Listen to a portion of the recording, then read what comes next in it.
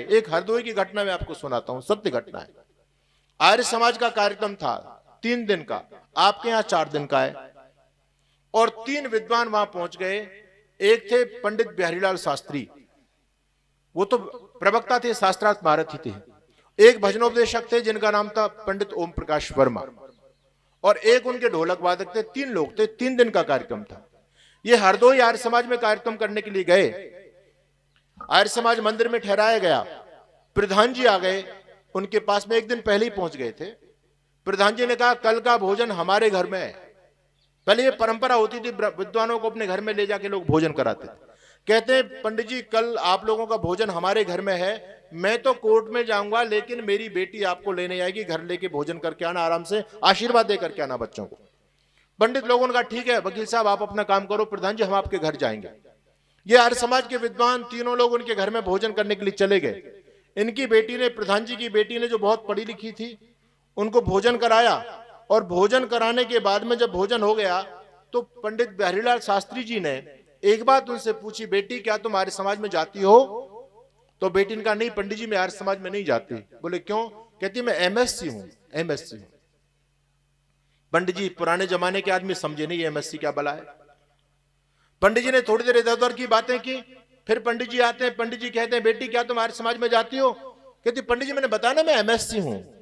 तो पंडित जी ये समझ गए ये कहना चाहती है मैं ज्यादा पढ़ी लिखी हूं, इसका मतलब मुझे आर्य समाज में जाने की कोई आवश्यकता नहीं है, आर्य समाज में तो मूर्ख लोग जाएंगे।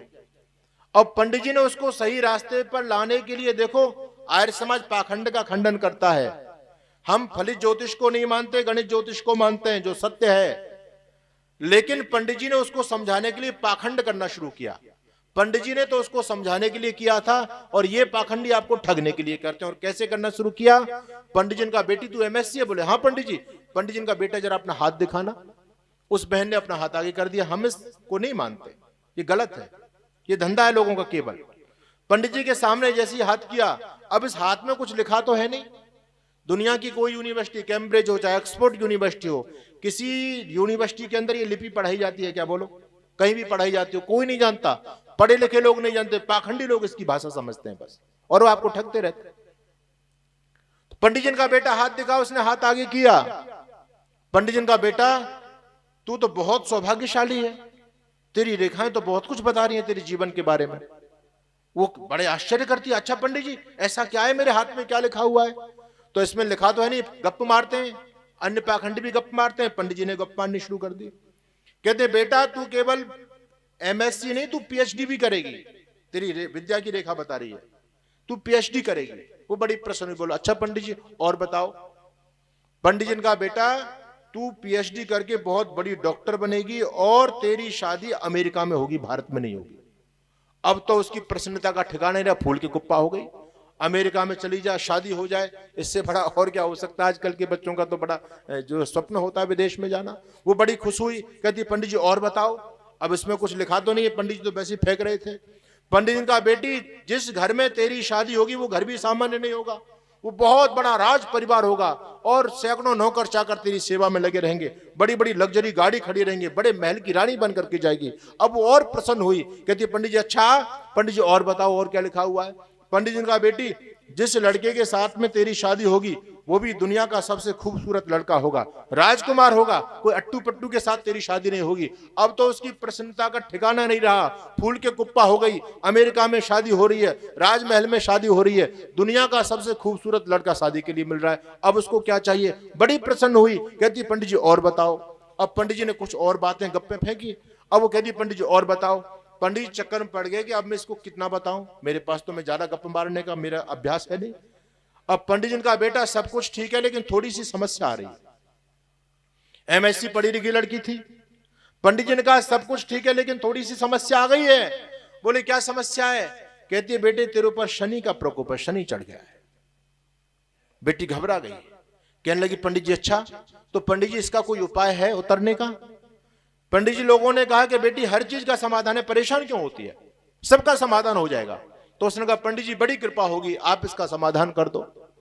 तो देखो आर्य समाज के विद्वान थे, उन्होंने सोचा कि भाई 3 दिन ठहरना है तो हर समय अलग अलग परिवारों में भोजन के लिए जाना पड़ेगा। तो पंडित जी ने पहले गणित लगा लिया। पंडित जी ने कहा, और आजकल हमारे पंडित लोग यही तो गणित लगाते हैं, भाई आपको कोई अनुष्ठान कराना है, बोले ये दाल ले आना, वो ले आना, पंचमेवा ले आना, मिठाई ले आना, ये कपड़े ले आना, ये साड़ी ले आना। तो जो घर में सामान नहीं होता वो बता देते हैं यजमान को, वो देवता के नाम से आ जाता है, पंडित जी ले जाते हैं, यही तो चलता है और क्या। तो पंडित जी ने पहले गणित लगा लिया। पंडित जी ने कहा, बेटा इस शनि को उतारने के लिए, देखो ये अच्छे पंडित भी बैठे हैं भैया, मैं इनके बारे में नहीं बोल रहा हूं, ये तो वैदिक पंडित है, इनके हमारे उपाध्याय जी बैठे, हमारे कृष्ण जी बैठे, इनकी बात नहीं है। पाखंडी जो धर्म के नाम पर दुकान खोल के बैठे हैं, उनकी ढोल की पोल खोल रहा हूं मैं। उन्होंने कहा, बेटा अगर इसको उतारना है तो 3 दिन तक 3 ब्राह्मणों को अपने घर में भोजन कराओ। 3 दिन तक 3 ब्राह्मणों को, 3 ही दिन का कार्यक्रम था, तीनों लोग थे। पंडित जी ने पहले भोजन अपना सेट कर लिया। अच्छा पंडित जी, बोले हाँ। उसका दिमाग बाद में काम किया लड़की का। लड़की कहती है, पंडित जी इससे बड़ा सौभाग्य और क्या होगा, आप लोग तीनों लोग और 3 दिन रहना है, आपसे बढ़िया पंडित कौन मिलेगा, आप ही मेरे निमंत्रण को स्वीकार कर लो। पंडित जी ने तो पहली गणित लगा लिया था। बोली ठीक है बेटा, तुम्हारी इच्छा है तो हम तीनों लोग प्रतिदिन तुम्हारे घर में भोजन करेंगे। अब पंडित जी, गर्मी का समय था, उस समय आम का जूस चलता था, आमरस बोलते हैं उसको।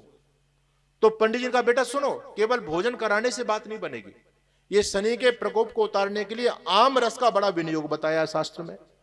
तो पंडित लोगों को भोजन कराने के बाद शक्कर के आम का रस जरूर पिलाना।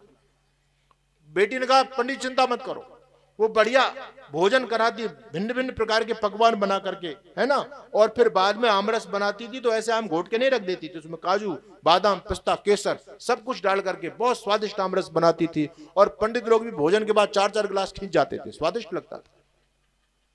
3 दिन की बात बताई, 3 दिन कार्यक्रम भी समाप्त हो गया। और चौथे दिन जब वो चलने लगे तो वो बहन बहुत सारी द्रव्य दक्षिणा लेकर के उनकी सेवा में उपस्थित हुई, और उन्होंने कपड़े लत्ते अपने थैला में रखे, लिफाफा जेब में रखा पंडित जी ने। और जब पंडित जी चलने लगे, ठीक है बेटा अब हम चलते हैं, उसने कहा, पंडित जी रुको जरा, ये तो बताओ कि अब शनि उतर गया या नहीं उतरा। पंडित जी ने कहा, बेटा वो चढ़ाई कब था जो उतरता। तो उसने कहा कि वो चढ़ा नहीं था तो आपने मुझे वैसी पागल बना दिया। पंडित जी कहने लगे, मैं तो तेरी बुद्धि को देख रहा था कि तेरे में कितनी बुद्धि है, तू बहुत पढ़ी लिखी बन रही थी, और तू कह रही थी मैं एमएससी हूं, मुझे यार समझ में जाने की आवश्यकता नहीं है। अरे तू क्या खाक एमएससी है, क्या जानती है तू। बोले क्यों पंडित जी, ऐसा क्यों बोल रहे हो आप। पंडित जी का ये बताइए शनि क्या है। कहती है, शनि पंडित जी ग्रह है।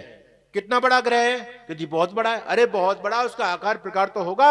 अरे पंडित जी वो तो धरती से भी भारी ग्रह है। पंडित जी बोले, अरे बेवकूफ परी पागल, तेरे ऊपर धरती से भारी ग्रह चढ़ गया और तुझे पता ही नहीं चल रहा।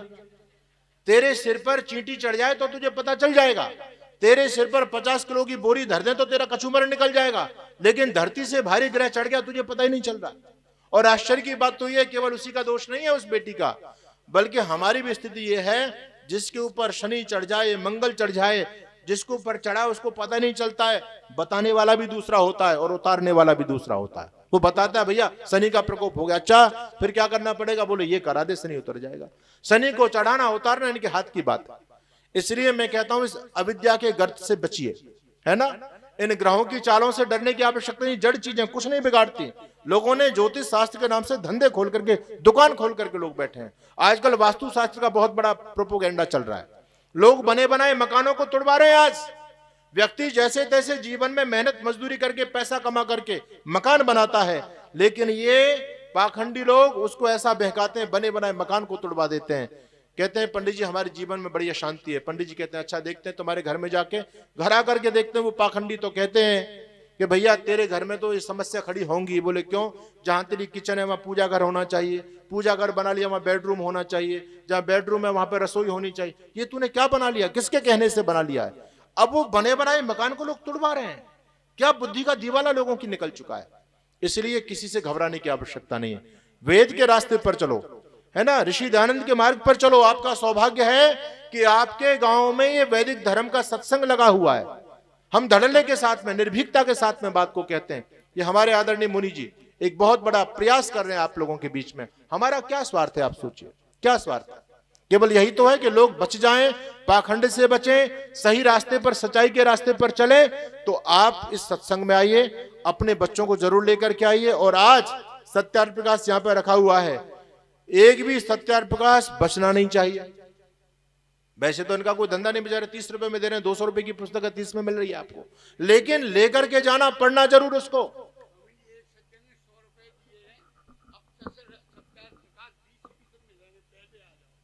चलिए ठीक है, रुक जाओ जी, अभी रुको एक मिनट। मैं निवेदन आप लोगों के बीच में कर रहा था, इस बात को समझने का प्रयास कीजिए। सत्यार्थ प्रकाश तो आप ले जाओगे, बहुत सस्ता है, लेकिन घर में मत रखना। इसको पढ़ने का तरीका मैं आपको बता रहा हूं। आप लोग एकदम जैसे ही खोल के पढ़ोगे तो आपकी समझ में कुछ नहीं आएगा, और अलमारी में दर्दों के बोले यार ये तो 20 रुपए में लाए, समझ में तो आ ही नहीं रहा है कुछ।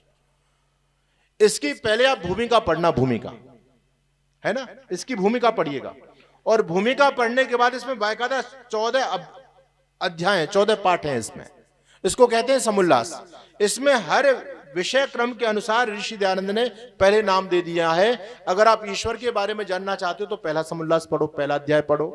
अगर संतानों की शिक्षा के बारे में जानना चाहते हो तो दूसरा पढ़ो, ठीक है।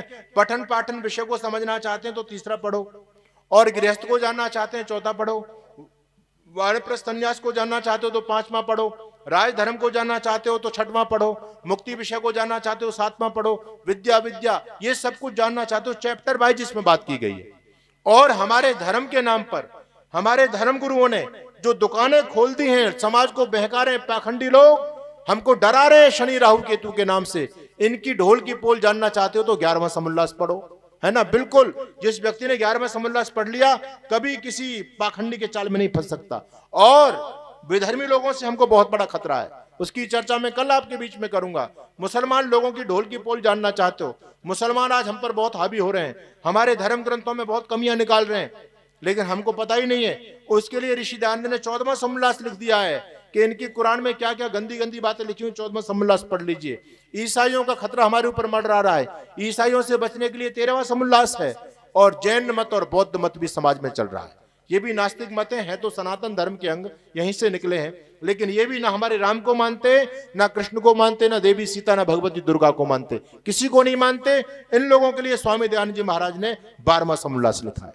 तो चैप्टर वाइज आप उसको पढ़ेंगे तो निश्चित रूप से आपको सत्य का प्रकाश होगा। इसीलिए ऋषि दयानंद ने सत्यार्थ प्रकाश पढ़ा लिखा है, तो आप लोग वो भी पढ़िएगा, इस सत्संग से जुड़िएगा। शेष चर्चा फिर करेंगे, अब समय बहुत हो गया। आप लोगों ने बहुत धैर्य के साथ में बात को सुना है, और जिसको भी ऋषि दयानंद जी महाराज का चित्र चाहिए वो भी चित्र को लेकर के जा सकता है। ऋषि का चित्र जरूर घर में लगाना चाहिए। जिन लोगों ने हमको सहयोग दिया है उनका भी बहुत बहुत धन्यवाद। और फिर मैं निवेदन करूंगा, आप लोग मेरा सहयोग करो या ना करो, मैं तो यहां नहीं तो और दूसरी जगह मांग लूंगा, लेकिन महात्मा जी का सहयोग जरूर करना। ये वैदिक धर्म की मशाल बुझने न पाए। अभी तो मुनि जी बहुत बड़ा खर्चा है, ये तो आज 500 रुपए दे दिया, आप खुश हो गए भैया मेरी बात सुन ली। इन 500 से क्या होगा, है? हाँ, कल का दिन और है, जैसे भागवत में जाते हो ना ले लेकर के अनाज के बोरे, अरे भैया 50 किलो अनाज कितने का हो जाता? अनाज देने में आपको दिक्कत नहीं होती क्योंकि किसान लोग हो, लेकिन 50 किलो अनाज 1000 का हो जाता है।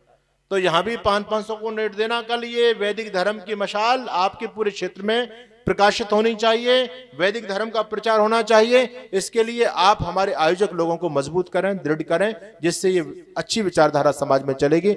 आप लोगों ने बहुत धैर्य के साथ में बात को सुना है, सबका बहुत बहुत धन्यवाद। किसी के मन में कोई शंका हो तो कल का दिन बचा हुआ है, आप पर्ची पर लिख करके दे सकते हैं। हमने पहले दिन से ही इस बात को कह दिया था, अगर मन में कोई डाउट है, कोई प्रश्न है तो जरूर पूछिएगा, प्रश्न को मन में लेकर के मत जाइएगा, लेकिन तरीका है आप लिख करके दीजिए, कल शंकाओं का समाधान भी करेंगे। आप सभी का बहुत बहुत धन्यवाद। ओम शम।